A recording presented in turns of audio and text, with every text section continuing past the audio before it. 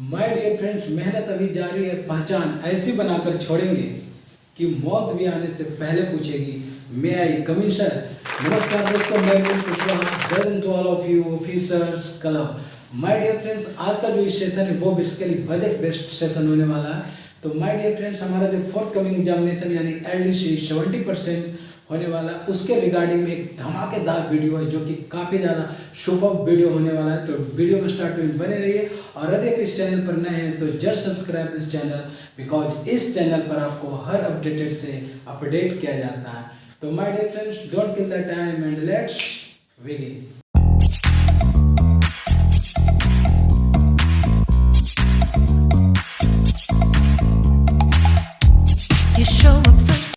Dear friends, let's begin. And question number first जो है 21 से शुरू होता है, बिकॉज इसका पहला जो पार्ट है मैं ऑलरेडी अपलोड कर चुका हूँ।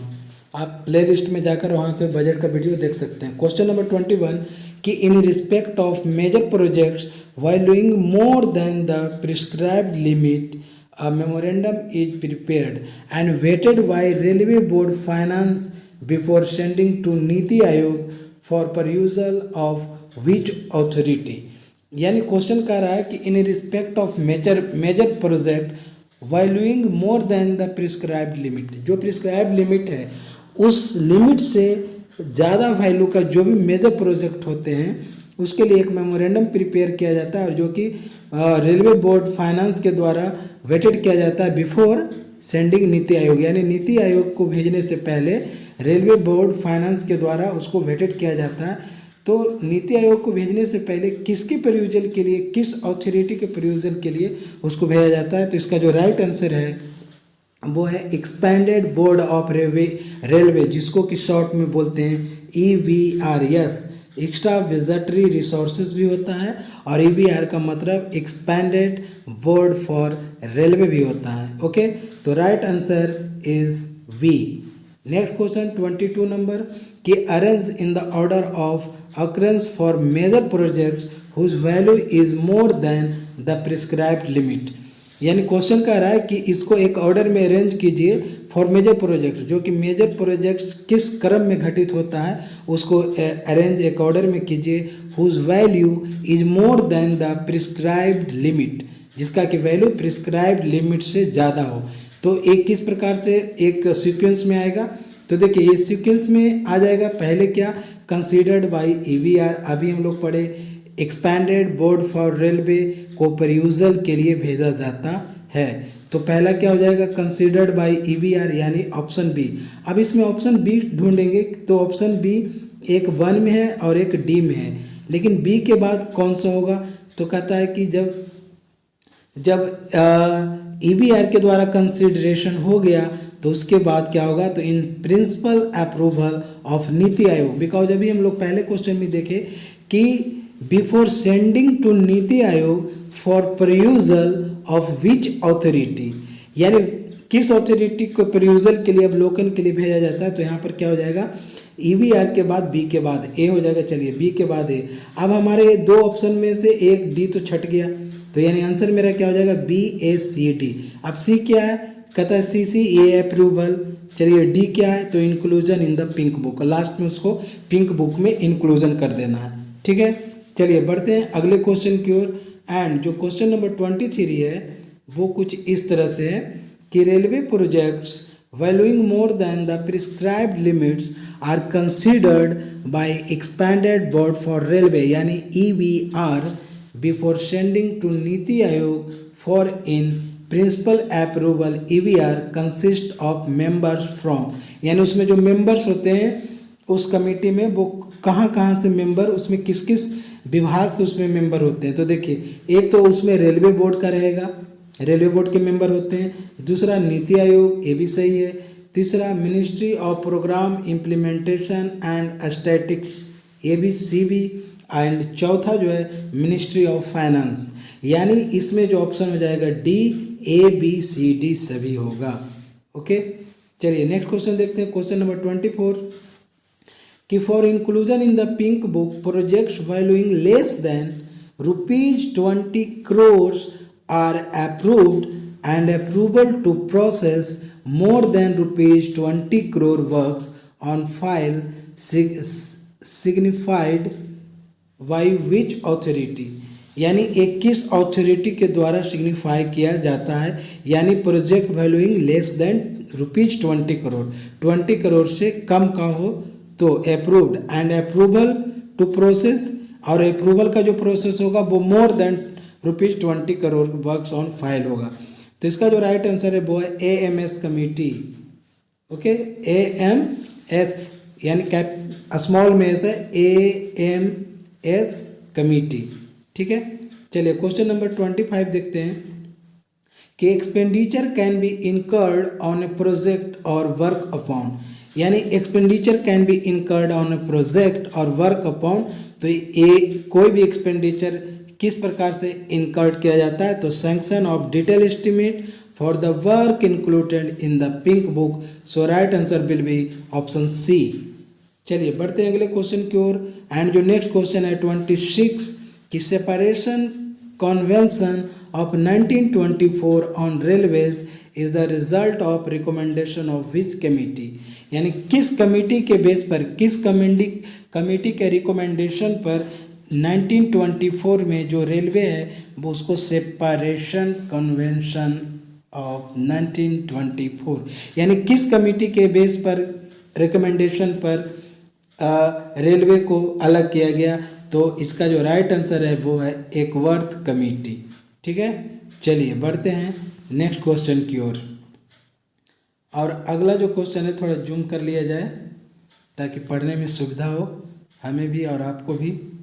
हाँ, नेक्स्ट क्वेश्चन है कि railway budget merged with general budget from which financial year. My dear friends, कहीं कहीं पर उत्तर 2016 और 17 भी देता है, लेकिन यहाँ पर पूछ रहा है कि विच फाइनेंशियल ईयर की बातें कर रहा है, तो फाइनेंशियल ईयर में आपका आंसर ऑलवेज 2017 से 18 का ऑप्शन सही माना जाएगा। ठीक है, तो राइट आंसर इज, यानी रेलवे बजट को जनरल बजट से मर्ज कब किया गया, किस फाइनेंशियल ईयर के दौरान, तो 2017 और 18 के फाइनेंशियल ईयर में। नेक्स्ट है फाइंड ऑड वन। अब odd one means capital, DRF, DF, CF यानी capital fund, development fund, depreciation reserve fund, ये सब फंड अलग है, जबकि कैपिटल ये अलग है। तो कैपिटल फंड से DRF, DF, CF से अलग है। नेक्स्ट अगेन क्वेश्चन आपको ऑड वन करना है, DF, CF, DS, DRF। अब देखिए यहाँ पर क्या अलग हो जाएगा, तो देखिए development fund, capital fund, depreciation safety fund, development safety fund and depreciation reserve fund. तो ये जो डिप्रिसिएशन रिजर्व फंड है ये आपका यहाँ पर ऑड वन है, तो आपका यहाँ पर आंसर हो जाएगा DRF।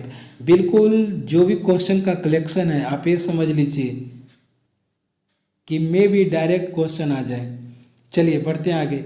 Which of the following is not an internally generated source of financing, यानी which of the following is not an internally generated source of financing, DRF, pension fund, PPP, DF। यानी अब देखिए इसका जो सही answer है कि इनमें से कौन सा है जो कि internally generated source of financing नहीं है, तो इसका जो आंसर है PPP। PP का मतलब होता है public public partnership. Okay, PPP public public partnership. अभी हाल ही में रेलवे और SBI जो बैंक है उसके बीच में PPP किया गया, यानी पब्लिक पब्लिक पार्टनरशिप। ओके, चलिए आगे बढ़ते हैं, क्वेश्चन नंबर 31 की ओर देखते हैं।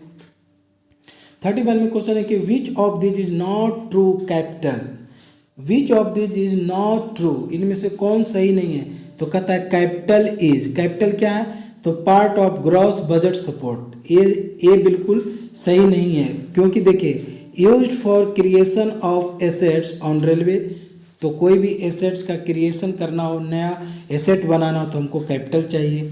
And internal source of financing, capital क्या है, इंटरनल सोर्स ऑफ फाइनेंसिंग भी है।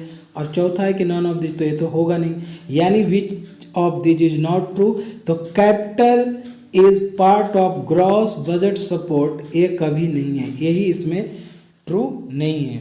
नेक्स्ट क्वेश्चन 32 की इन works safety expenditure is finance from which source of finance, यानी किस सोर्स ऑफ फाइनेंस के द्वारा सेफ्टी वर्क पर जो एक्सपेंडिचर होता है वो किस सोर्स ऑफ फाइनेंस के माध्यम से होता है, तो ये होता है डेवलपमेंट DAP यानी डेवलपमेंट फंड 4। क्योंकि थोड़ा सा हम लोग ये रिवीजन कर लेते हैं, थोड़ा एक नज़र डालते हैं कि जो DF1 है वो बेसिकली पैसेंजर एम्यूनिटी से रिलेटेड है, एंड DF2 जो है वो स्टाफ वेलफेयर से रिलेटेड है, एंड DF3 जो कि अनरिम्यूनरेटिव वर्क से है, एंड DF4 सेफ्टी से है। तो इसका जो राइट आंसर जो हो जाएगा वो हो जाएगा DF4 डेवलपमेंट फंड 4।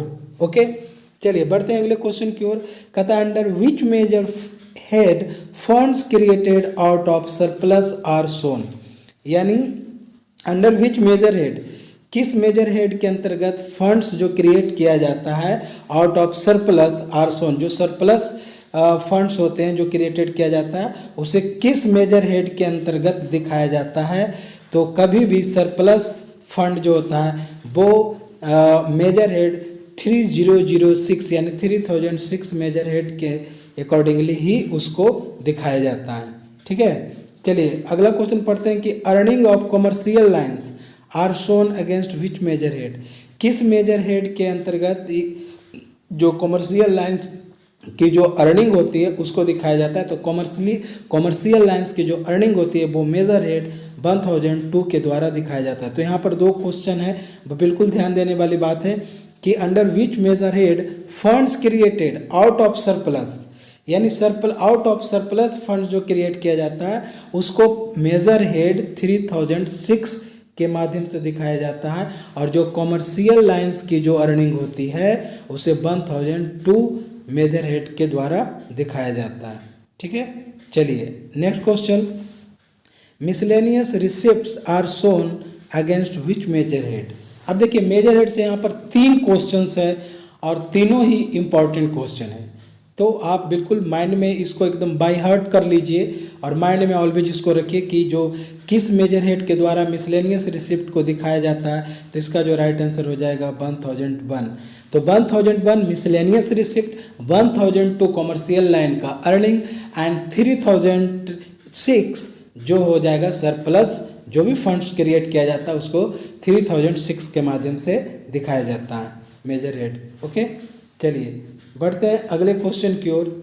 एंड जो नेक्स्ट क्वेश्चन है वो कुछ इस तरह से है कि earning of strategic line means क्या होता है, सामरिक जो लाइन होता है जहाँ पर से कि गोला बारूद जिसे डिफेंस में जाता है उसको स्ट्रैटेजिक लाइन बोलते हैं।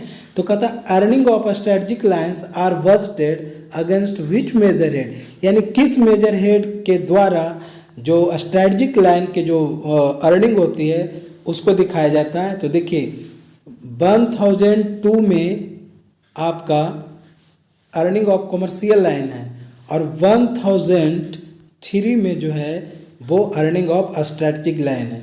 ठीक है, तो इसको बिल्कुल कंफ्यूजन नहीं होना है, इसको बिल्कुल माइंड में रखना है, यानी 1003 इसका आंसर हो जाएगा 1003। 37 नंबर जो क्वेश्चन है वो कहता है earning of railways reflected in which part of government accounts as non tax revenue, यानी अर्निंग ऑफ रेलवेज जो है वो कहता है in which part of government accounts, government का भी अपना एक अकाउंट्स होता है, और तो कहता है कि गवर्नमेंट के किस अकाउंट में एज नॉन टैक्स रेवेन्यू उसको रेलवे के अर्निंग दिखाया जाता है। तो रेलवे का अर्निंग जो है वो कंसोलिडेटेड फंड ऑफ इंडिया के पार्ट 1 में दिखाया जाता है। एकदम बिल्कुल बाय हार्ट कर लीजिए कि रेलवे की जो भी अर्निंग है तो गवर्नमेंट का जो अकाउंट्स है वो कंसोलिडेटेड फंड ऑफ इंडिया के पार्ट 1 में उसको दिखाया जाता है। ठीक है, अर्निंग ऑफ रेलवेज को। नेक्स्ट है कि आई जो है यानी स्मॉल सेविंग और PF etc, J reserve funds, K deposit and advances, L suspense and miscellaneous remittance, and N जो है cash balances are reflected in which part of government accounts. तो ये जो है पब्लिक अकाउंट जो होता है उस पब्लिक अकाउंट के पार्ट 3 में आपको ये सब देखने के लिए मिलता है, स्मॉल सेविंग, पीएफ ईटीसी, जबकि आई, जे, के, एल एंड एन है ना, जो कि cash balance are reflected in which part of government accounts, तो ये पब्लिक अकाउंट के पार्ट 3 में दिखाया जाता है। ठीक है, चलिए बढ़ते हैं नेक्स्ट क्वेश्चन की ओर। क्वेश्चन नंबर 39 कहता है कि कैपिटल आउटले यानी जो भी कैपिटल पर जो खर्च होता है ऑन IRA इंडियन रेलवे पर, तो commercial lines is budgeted under which major head. देखिए यहाँ पर वहाँ पर हम लोग पढ़े थे 1002, वो अर्निंग ऑफ कॉमर्शियल लाइन था। वो क्या था? Earning of commercial line. जबकि 5002 जो है वो कैपिटल आउटले, जो कि इंडियन रेलवे पर जो भी कैपिटल आउटले होता है कॉमर्शियल लाइंस के लिए, वो मेजर हेड 5002 के अंतर्गत दिखाया जाता है। ठीक है, चलिए क्वेश्चन नंबर 40 देखते हैं कि railway revenue expenditure is budgeted under social service और economic services transport segment in which part of government accounts expenditure side. यानी किस एक्सपेंडिचर साइड के, यानी गवर्नमेंट अकाउंट का जो एक्सपेंडिचर साइड होता है तो उसके किस पार्ट में रेलवे रेवेन्यू एक्सपेंडिचर को बजटेड किया जाता है? तो consolidated fund of India part 1, consolidated fund of India part 1। जहाँ पर भी रेलवे की अर्निंग की बात आ जाए, एक्सपेंडिचर की बात आ जाए, तो वो उसको जो भी होता है खर्च वगैरह, अर्निंग वगैरह, तो वो कंसोलिडेटेड फंड ऑफ इंडिया के पार्ट 1 के माध्यम से किया जाता है। चलिए क्वेश्चन नंबर 41 देखते हैं कि IR expenditure on policy formulation, direction, research and other miscellaneous organisation is budgeted under which major head. देखिए कितना इंपॉर्टेंट क्वेश्चन है।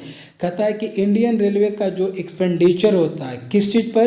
तो पॉलिसी फॉर्मुलेशन पर, डायरेक्शन पर, रिसर्च पर एंड अदर मिसलेनियस ऑर्गेनाइजेशन जो होता है इन सारे मदों पर जो एक्सपेंडिचर होता है, खर्च जो होता है, is budgeted under which major head. किस मेजर हेड के अंतर्गत आता है? तो ये आता है 3001 मेजर हेड 3001। यानी जितनी भी पॉलिसी फॉर्मुलेशन हो गया, डायरेक्शन हो गया, रिसर्च हो गया, अदर मिसलेनियस ऑर्गेनाइजेशन, जितने भी मद है इस तरह के, तो उस पर जो भी एक्सपेंडिचर होगा IR का, वो मेजर हेड 3001 के अंतर्गत दिखाया जाएगा। ठीक है, चलिए क्वेश्चन नंबर 42 कि railway audit expenditure is budgeted under which major head. यानी रेलवे का जो ऑडिट एक्सपेंडिचर जो होता है वो किस मेजर हेड के अंतर्गत बजट किया जाता है उसका? तो इसका भी राइट आंसर है 3001। यानी यहाँ पर से एक लाइन और जोड़ सकते हैं कि इंडियन रेलवे का जो भी एक्सपेंडिचर, चाहे वो पॉलिसी फॉर्मुलेशन की बात हो, डायरेक्शन की बात हो, रिसर्च की बात हो, अदर मिसलेनियस ऑर्गेनाइजेशन की बात हो, या फिर ऑडिट एक्सपेंडिचर की बात हो, ये सब जितने तरह के एक्सपेंडिचर है वो मेजर हेड 3001 के अंतर्गत दिखाया जाता है। एकदम बिल्कुल बाय हार्ट कर लीजिए ताकि आपके एग्जाम में आए तो एकदम डायरेक्ट हिट करके आप अपने मार्क्स को सिक्योर कर पाएँ। नेक्स्ट क्वेश्चन है कि expenditure on railway centralise training institute is budgeted under which major head. यानी इंडियन रेलवे पर जो एक्सपेंडिचर होता है तो किस लिए? तो सेंट्रलाइज ट्रेनिंग इंस्टीट्यूट जो भी है उस पर जो खर्च होती है तो उसका जो मेजर हेड है वो भी है 3001।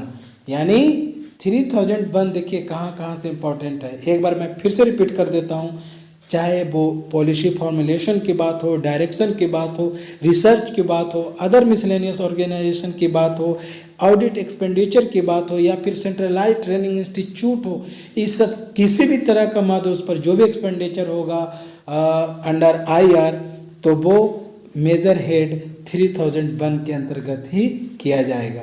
ठीक है, चलिए बढ़ते हैं अगले क्वेश्चन की ओर।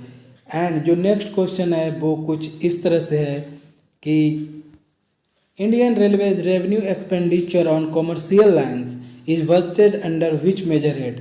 यानी मेजर हेड मैंने एक वीडियो अपलोड किया था प्लान हेड का, वो काफ़ी उस पर व्यू भी आए, मोर देन 20,000 व्यू उस पर आया, और वो काफ़ी वीडियो मतलब हिट, सुपर हिट कह सकते हैं। तो इसमें भी जो मेजर हेड है ना, कि मेजर हेड से बहुत सारे क्वेश्चंस एग्जाम में पूछे जाते हैं ऑलवेज। तो यहाँ पर जो क्वेश्चन नंबर 44 है वो कहता है कि Indian railways revenue expenditure on commercial line is budgeted under which major head. तो ये जो कॉमर्शियल लाइन की बात हो गई तो 3002।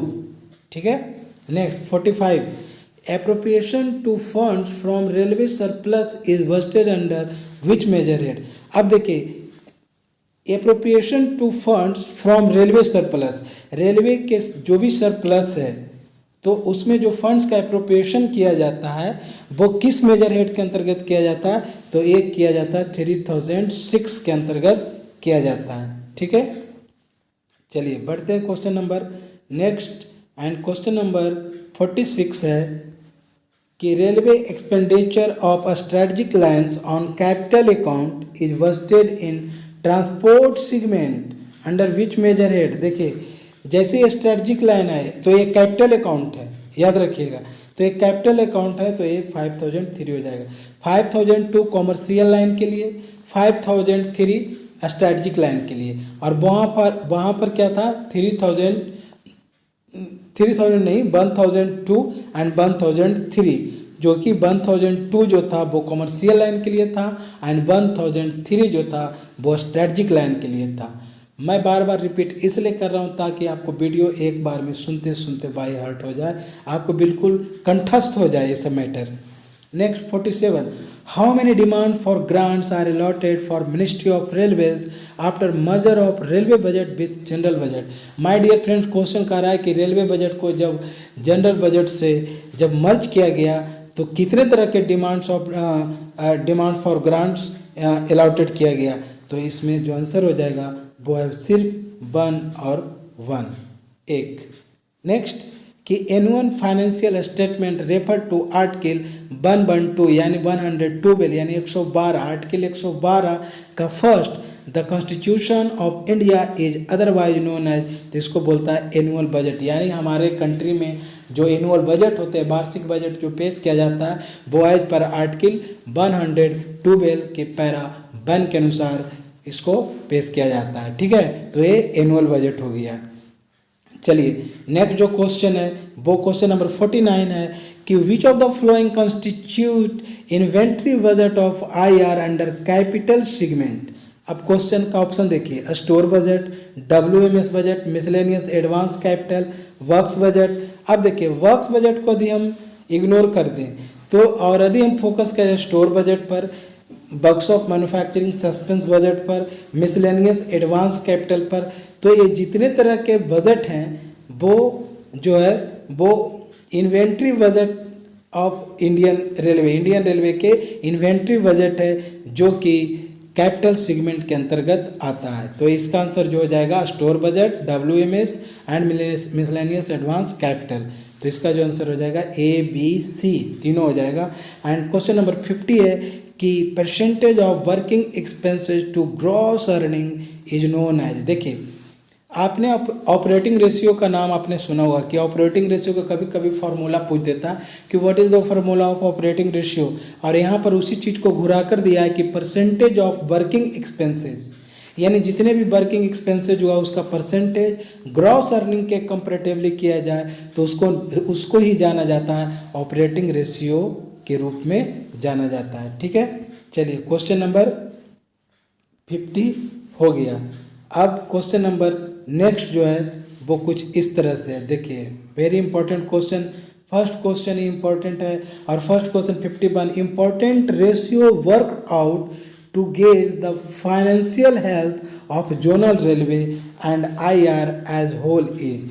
देखिए ऑपरेटिंग रेशियो एक ऐसा रेशियो है जो कि किसी भी जोनल रेलवे का फाइनेंशियल हेल्थ के बारे में बताता है, यानी कोई भी जोनल रेलवे कितनी तरह से स्ट्रांग है फाइनेंशियली, या फिर IR के पूरे जो फाइनेंशियल स्ट्रक्चर है, जो फाइनेंशियल सिचुएशन है, पोजीशन है, उसको ऑपरेटिंग रेशियो के माध्यम से ही दिखाया जाता है। ठीक है, चलिए बढ़ते हैं क्वेश्चन नंबर 52 की ओर। Gross receipts are arrived by. अब देखिए ग्रॉस रिसिप्ट क्या होता है, कहता है gross receipt are arrived by, तो adding traffic suspense to gross earning, यानी हमारा जो भी ग्रॉस अर्निंग है, ग्रॉस अर्निंग तो समझ ही रहे होंगे ना, जिससे हम लोग को पेमेंट मिलता है, तो एक ग्रॉस पेमेंट होता है और एक नेट पेमेंट होता है। ग्रॉस पेमेंट मतलब no deduction, net payment means after deduction whatever we get that is called net payment. Similarly gross receipts are arrive by. Gross receipt का मतलब हुआ कि जब ग्रॉस अर्निंग में हम ट्रैफिक सस्पेंस को ऐड कर देते हैं तो that is called gross receipt. तो right answer will be B. And question number 53 कि net revenue of a zonal railway is the difference between. अब देखिए किसी भी जोनल रेलवे का जो नेट रेवेन्यू होता है वो डिफरेंस होता है किसके किसके बीच में, तो total receipt minus total expenditure, यानी टोटल रिसिप्ट जो भी आया और टोटल एक्सपेंडिचर जो आया उस दोनों के बीच का जो डिफरेंस होता है वही आपका नेट रेवेन्यू किसी भी जोनल रेलवे का होता है। So right answer will be C. एकदम आंख बंद के, जिसको कहता है ना कि आंख बंद करके एकदम मारना, बिल्कुल। इसलिए मैं आप एकदम बिल्कुल to the point to point आपसे मैं बात कर रहा हूँ और मैं कोशिश कर रहा हूँ कि कॉन्सेप्ट बिल्कुल सुनते सुनते क्लियर हो जाए, दोबारा देखने की ज़रूरत ना पड़े। कि net revenue of a zonal railway is the difference between total receipt and total expenditure, यानी टोटल रिसिप्ट माइनस कर देंगे टोटल एक्सपेंडिचर को तो वो हमारा नेट रेवेन्यू किसी भी जोनल रेलवे का निकल जाएगा। ठीक है, चलिए बढ़ते हैं अगले क्वेश्चन की ओर। और क्वेश्चन कहता है कि चार्ज एक्सपेंडिचर इज। अब देखिए एक होता है वोटेड एक्सपेंडिचर और एक होता है चार्ज एक्सपेंडिचर। चार्ज एक्सपेंडिचर जो होता है वो होता है सैंक्शन बाय प्रेसिडेंट और वोटेड एक्सपेंडिचर जो होता है वो होता है वोटेड बाय पार्लियामेंट। तो यहाँ पर चार्ज एक्सपेंडिचर हमसे क्वेश्चन कर रहा है कि चार्ज एक्सपेंडिचर इज तो sanction by president. And question number 55 कि single demand for grant number assigned for railway in 2017-18 बाद, यानी 2017 से 18 में जो मर्जर के बाद जो डिमांड फॉर ग्रांट्स बना वो था सिर्फ एक डिमांड्स ऑफ ग्रांट और वो डिमांड्स ऑफ ग्रांट था 80, है ना। चलिए क्वेश्चन नंबर 56 पढ़ते हैं कि demand for grants number assigned for railway 2021, तो वो 2021 में 83 हो गया डिमांड फॉर ग्रांट 2021 में। ठीक है, चलिए बढ़ते हैं अगले क्वेश्चन की ओर। एंड जो नेक्स्ट क्वेश्चन है कि ordinary working expenses are budgeted in how many sub major head, यानी ऑर्डिनरी वर्किंग एक्सपेंसेज होता है जो कितने सब मेजर हेड में बजट किया जाता है उसका। तो ऑर्डिनरी वर्किंग एक्सपेंसेस जितने भी तरह के होते हैं ऑर्डिनरी वर्किंग एक्सपेंसेस उसको 11 तरह के सब मेजर हेड में उसको बजट किया जाता है। ठीक है, क्वेश्चन नंबर 58 देखते हैं कि एप्रोप्रिएशन टू DRF यानी depreciation reserve fund and pension fund are budgeted under which sub major head. तो देखिए my dear friends, appropriation to DRF यानी डिप्रिसिएशन रिजर्व फंड का जो भी एप्रोप्रिएशन किया जाता है साथ ही साथ पेंशन फंड का, तो वो सब मेजर हेड 12 के अंतर्गत किया जाता है। एकदम बिल्कुल बाय हार्ट कर लीजिए कि यहाँ से जो भी क्वेश्चन आए ना उसको डायरेक्ट हिट करना है। मैं आपसे एक बार फिर से रिक्वेस्ट करना चाहता हूँ कि आप LDC 70% जो कि फरवरी में संभवतः होने वाला है तो उसमें आप इस वीडियो को ज़रूर देखें। मैं कोशिश किया हूँ कि सुनकर ही आपको याद हो जाए, यदि एक बार में नहीं हो रहा तो 2 बार 3 बार वीडियो को देखिए। और कलेक्शन इतना इम्पोर्टेंट है ना कि आपके एग्ज़ाम में मैक्सिमम मार्क्स सिक्योर करने में इम्पॉर्टेंट रोल प्ले करेगा। तो माय डियर फ्रेंड्स, होप कि आपको आज का वीडियो अच्छा लगा होगा। वीडियो यदि पसंद आई हो तो एक लाइक और एक शेयर जरूर कीजिएगा ताकि हमारे और आपके जैसे नीडी पर्सन तक हमारा ये प्रयास पहुंच सके।